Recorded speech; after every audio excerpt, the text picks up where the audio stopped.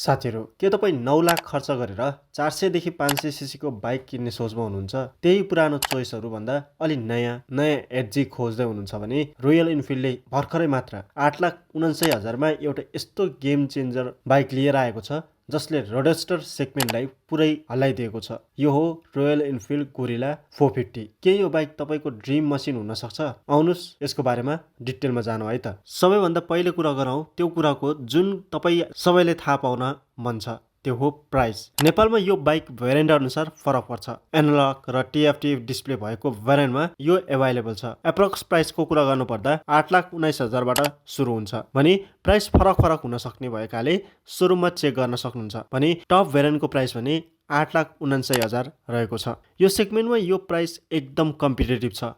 The Royal Enfield Gorilla 450 is available in 8 colours, जहाँ Brava blue, smoke silver, apex bronze, shadow ash, twilight blue, apex green, apex black and apex red. Connection र हिस्ट्रीको कुरा गर्नुपर्दा यो बाइकको connection सिधै Himalayan 450सँग रहेको छ। हिमालयन एडभेन्चरको लागि थियो भने गोरिला चाहिँ स्ट्रिटको लागि बेस्ट हो। रिले पहिले क्लासिक मात्र बनाउँथ्यो, तर हिमालयनमा युज भएको त्यो पावरफुल शेर्पा 450 इन्जिनलाई अहिले यो स्पोर्टी रोडस्टर लुकमा हालेर युजहरूको लागि यो स्पेशल गिफ्ट लिएर आएको छ। त्यसै गरी स्पेक र पर्फर्मेन्सको कुरा गर्ने हो भने यसमा 452 सीसीको liquid cooled single cylinder Sherpa engine रहेको छ, जसले max power 40.02 PS at 8000 RPM generate गर्दछ भने max torque 40 Nm at 5500 RPM generate गर्दछ, जुन पिकअप एकदम डेन्जरस छ। भने यसमा 6 स्पिड गियर बक्स छ र स्लिप एन्ड एक्सिस क्लच पनि छ, जसले गर्दा गियर शिफ्ट गर्दा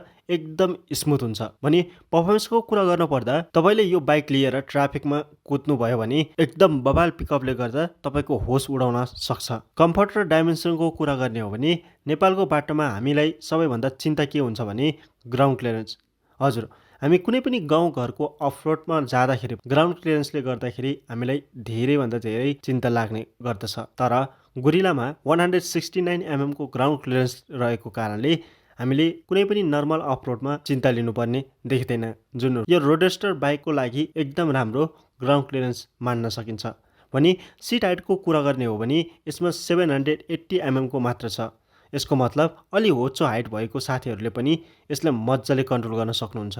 भने कर्ब वेटको कुरा गर्ने हो भने 185 kg रहेको छ। बाइक अलि वेट छ, तर ब्यालेन्स यसरी मिलाएको छ कि कुदाउँदा एकदम हल्का फिल हुन्छ। चेसिस र सस्पेन्सनको कुरा गर्ने हो भने गोरिलामा रोयल इनफिल्डले दिएको छ स्टिल ट्विन स्पार फ्रेम, र यसको सबैभन्दा ठुलो ट्विस्ट के हो भने using engine as a stress member.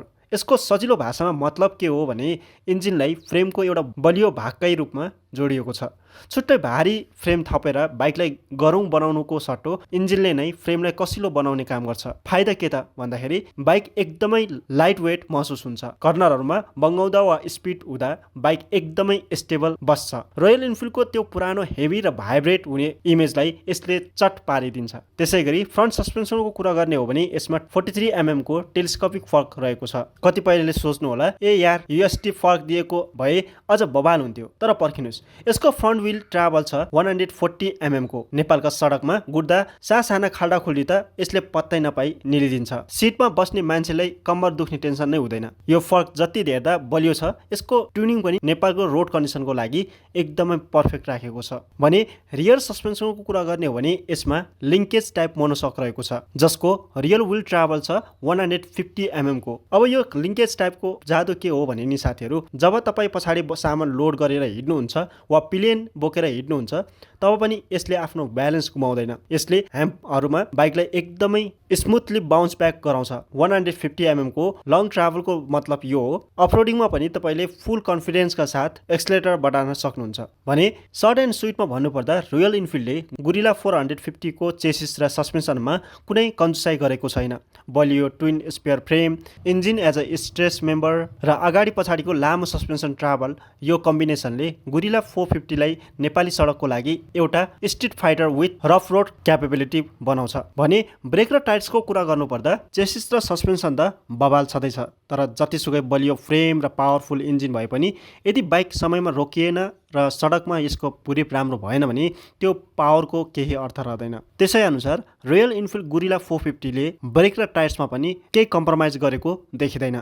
Guerrilla 450 मा रोयल इनफिल्डले 17 इन्चको अगाडि र पछाडि दुवैतिर रेडियल टायर दिएको छ, जसमा फ्रन्ट टायर साइज रहेको छ 120/70 R17 र पछाडि 160/60 17 को टायर दिएको छ। नर्मली भन्नुपर्दा यो 160 सेक्सनको पछाडिको टायर छ नि, थाहा छ कि छैन, धेरै जस्तो 600 देखि 700 सीसीका प्रिमियम सुपर बाइकहरूमा मात्रै यत्रो टायर देख्न पाइन्छ। तर पनि गुरिला 450 मा रोयल इनफिल्डले 160 सेक्सनको टायर दिएको छ, जसको फाइदा के छ भने सडकमा यसले रोड प्रेजेन्स एकदमै म्यासिभ देखाउँछ।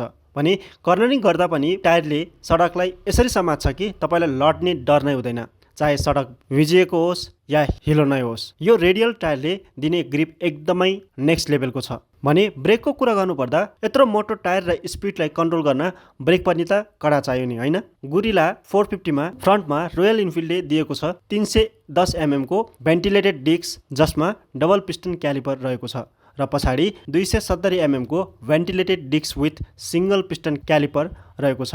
यहाँ ध्यान दिनुपर्ने कुरा के हो भने भेन्टिलेटेड डिस्क भनेको डिस्क प्लेटमा साना पलहरू हुन्छन्, जसले गर्दा लामो समयसम्म ब्रेक थिचिरहँदा वा ओह्रालोमा ब्रेक लगाउँदा डिस्क तातेर ब्रेक फेल हुने समस्या हुँदैन। यो सधैँ कुल रहन्छ र यसको बाइट एकदमै सार्प र कडा हुन्छ। त्यसैगरी यसमा सेफ्टी पर्पजको लागि ड्युअल च्यानल एबिएस पनि राखिएको छ, जुन नेपालका सडकमा गुड्दा कति बेला कुकुर कुदेर आउँछ, कति बेला गाडीले अचानक ब्रेक हान्छ थाहा नै हुँदैन। यस्तो इमर्जेन्सी कन्डिसनमा जब तपाईँले जोडले ब्रेक थिच्नुहुन्छ, यसको ड्युअल च्यानल एबिएसले टायरलाई लक हुन दिँदैन र बाइक चिप्लिनबाट जोगाउँछ, जसले गर्दा जस्तो सुकै हतारोमा पनि तपाईँ ढुक्क भएर राइड गर्न सक्नुहुन्छ। भने फिचर्स र टेक्नोलोजीको कुरा गर्ने हो भने युथहरूलाई के चाहिन्छ? Obviously technology. यसमा छ 4 इन्चको राउन्ड TFT डिस्प्ले, जसमा फुल म्याप नेभिगेसन छ, पावर्ड बाई गुगल म्याप्स। भने म्युजिक कन्ट्रोल, कल अलर्ट सबै ड्यासबोर्डमै देखिन्छ। सेफ्टी फिचर्सको कुरा गर्ने हो भने यसमा ड्युअल च्यानल एबिएस र LED हेडल्याम्प र राइड बाई वायर सिस्टमले यसलाई मोडर्न बनाउँछ।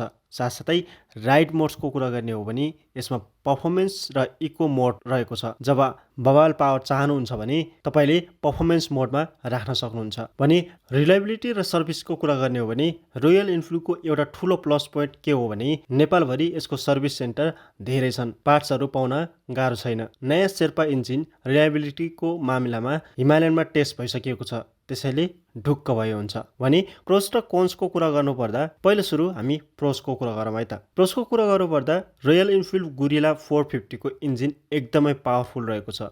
भने ह्यान्डलिङ एकदमै एजाइल छ, भने कुनै पनि मोडमा मजाले मोड्न सकिन्छ र यसमा मोडर्न फिचर्स र प्रिमियम लुक्स भएको कारणले एकदमै युथहरूको लागि बवाल बाइक मध्ये एक हुन सक्छ। कन्सको कुरा गर्ने हो भने यसमा मात्र 11 लिटरको सानो फ्युल ट्याङ्क रहेको छ, जसले गर्दा लङ राइड जाँदा अलिक छिटो तेल सकिएको जस्तो फिल पनि हुनसक्छ।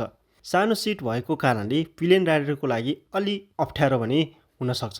सो यो बाइक कसको लागि बेस्ट हुन्छ त? यसको बारेमा बुझौँ है त। यदि तपाईँ एउटा यस्तो बाइक खोज्दै हुनुहुन्छ जुन सिटीमा कुल देखियोस्, पिकअप बवाल होस् र विकेन्डमा हाइवेमा पनि मजाले कुद्न सकोस् भन्ने चाहनुहुन्छ भने यो रोयल इनफिल्ड गुरिला 450 तपाईँको लागि बेस्ट चोइस हो। युथफुल, एग्रेसिभ र फन। सो तपाईँहरूले यो रोयल इनफिल्ड गुरिला 450 कस्तो लाग्यो? के यो बाइकले ड्युक 390 लाई टक्कर दिन्छ होला त? कमेन्टमा भन्नुहोस्। भिडियो मन पर्यो भने लाइक, सेयर र सब्सक्राइब गर्न नभुल्नुहोला। See you in the next video. Ride safe.